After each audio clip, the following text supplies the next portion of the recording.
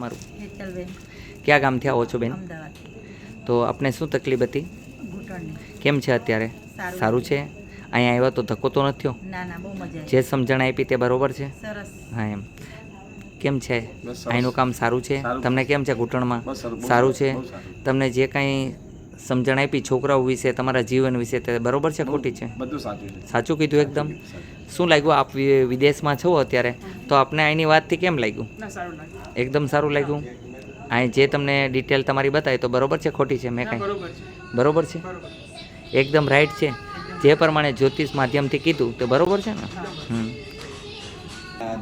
અમારે આ મહાદેવ છે. શું નામ છે? હિરેનભાઈ પંચોલી. આટકોટમાં રહેવાનું છે ને? અંબાજીમાનું મંદિર છે જે લોયણ. હા, જે લોયણ લઈ આવ્યા એ ને, લાખા લોયણ, લાખા ફુલાણી લઈ આવ્યા એ બરોબર છે. લાખા ફુલાણી લઈ આવ્યા તે મંદિર સંભાળે છે અને અંબામાની ખૂબ સેવા કરે છે અને જ્યોતિષનું જ્ઞાન ખૂબ છે. ઘણા લોકોના કાર્ય કરે છે અને સફળ થાય છે. બોમ્બે, પંજાબ, પૂના ઠેકાણે કામ કરવા માટે થઈને જાય છે અને બહુ કામ સારું છે. આ લોકોને હું હમણે પ્રશ્ન કુંડલી માંડીને સવાલ જવાબ આપ્યા, એ લોકો પણ ખુશ થયા. આ એમના વાઈફ છે. અને શું નામ છે તમારું? હા, કેમ લાગ્યું અહીંયા કામ? સારું લાગ્યું દીપ્તિબેન? હા, અને સરસ કામ છે. એમનો પરિવાર છે. આ હિતેશભાઈનો સન છે. આ શું થાય છે? પાડોશી છે. સરસ. તો અહીંયા આવીને તમને કેવું લાગ્યું? મજા આવી કે ન આવી? તો વાંધો નહીં. બોલો જય હનુમાન.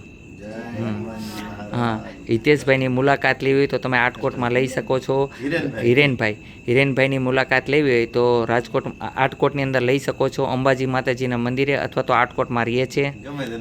હા, ગમે એને નામ લેવાનું કે એટલું પ્રખ્યાત છે. હિરેન દાદાની ઘરે જવું છે એટલે કોઈ પણ મૂકી જશે. જ્યોતિષના માસ્ટર છે અમારે. ના ભાઈ ના, ભાઈ સારું કામ છે ને હિતેશ દાદાનું. તો પછી હું તો જ્યોતિષનું કરું છું પણ અત્યારે મેં બંધ કરી દીધું, પણ હિતેશ દાદાનું કામ ચાલુ છે અને મારે તો ખાલી રોગનું જ કરું છું. પણ છતાંય તમારી ગોળ્યા કોક આવે ને તો વળી જોઈ દઈ અને કામ કરીએ. તો મજા આવી ને તમને? આનંદ? ચાલો આવજો. જય હનુમાન. નામ છે તમારું? મમતાબેન. આપને જે પ્રોબ્લેમ હતો તો અત્યારે કેમ છે? સારું છે. કઈ કઈ જગ્યાએ દવા લીધી હતી તમે?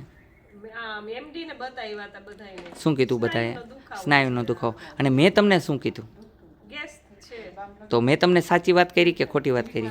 મેં વગર ફોટા પાડ્યા તમને કહી દીધું કે તમને જે પ્રોબ્લેમ છે ગેસનો છે, તમને સ્નાયુનો કોઈ દુખાવો નથી. હું કહ્યું તો લખી દઉં ને તમને સ્ટેમ્પ પેપર ઉપર લખી શકું. તમને ગેસ પૂરતો ભરાય છે, એનાથી તમારું માથું દુખે, હૃદયમાં દુખાણ થાય, પાછળ જે અંદર દુખાવો થાય છે એ બધો ગેસથી થાય છે. હા, અમે જે જોઈએ એ આયુર્વેદિક ડૉક્ટર કેવો જોઈએ? નસ નાડીને આમ પકડીને કહી દે, નાડી જોઈને કહી દે હું કે આને આ પ્રોબ્લેમ છે, આને નહીં.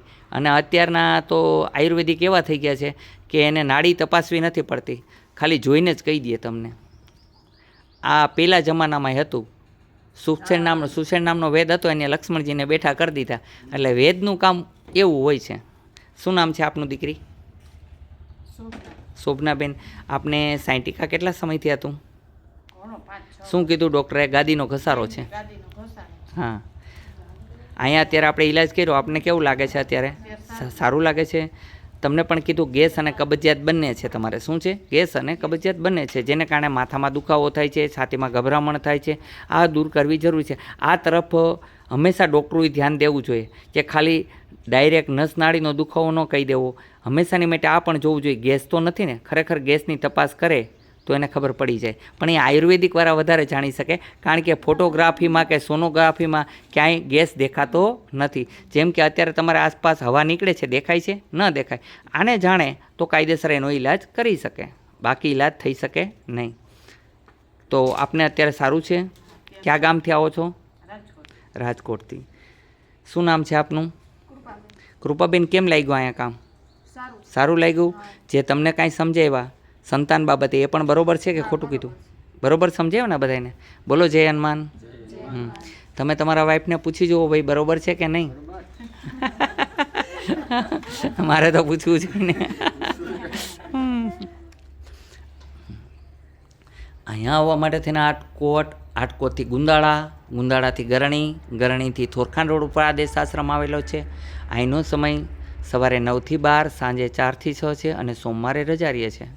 બસ એક જ ઈચ્છા છે અમારી, જગત કલ્યાણ, અમારું કલ્યાણ છે. અહીંયા રોતા આવ્યો હોય હસતા થઈને જાય. તો ખરેખર એવું જ છે કે નહીં, કે હું ખોટું કહું છું? બરોબર છે ને? હા એમ. કેટલા સમયથી પરેશાન હતા? 12 મહિનાથી થઈ ગયું. અત્યારે હાથ વાળો જોઈએ, મુઠ્ઠીવાળો વરે છે. અહીંયા આવ્યા પછી વરવા માંડી ને, બરોબર છે? હા, તમને સંધિવા છે અને ચિકનગુનિયા બે ભેગું થયું છે. ખટાશ બિલકુલ ન ખાતા. આ વિડીયો એટલે કે તમે કાલ સવારે મેં જાણી શકો કે તમે ખટાશ ખાધી કે નહીં. મેં કીધું એ નિયમના પાલન કરજો. ઓકે, પાકું છે? ક્યાં ગામથી આવો છો? લુણાવાડા ખાન. અત્યારે કેમ છે તમારા વાઈફને? સારું છે ને? હા એમ. અત્યારે તમે હાલી નહોતા ચાલી શકતા, તો હાલી ચાલી શકો છો. ચિકનગુનિયા નામની ચીજ રહી નથી. અને તમે 2 દિવસ પછી એમ કહેશો મને કાંઈ છે જ નહીં, પણ ખટાશ ન ખાજો અને ઠંડુ પાણી ન પીજો. શું નામ છે આપનું? દક્ષાબેન. કેમ છે અત્યારે? સારું લાગે છે? તમે ગુસ્સો ઓછો કરજો. ગરમ બહુ થઈ જાવ છો ને વાતમાં, એટલે ગુસ્સો ઓછો કરજો. અને રહેવાય તો ગુરુવાર રહેજો, મેં કહી દીધું. જય હનુમાન. મેં બરોબર કીધું ખોટું કીધું તમારા મમ્મીને? સાચી વાત છે. હા એમ. જીભડી બહુ મોટી છે થોડી.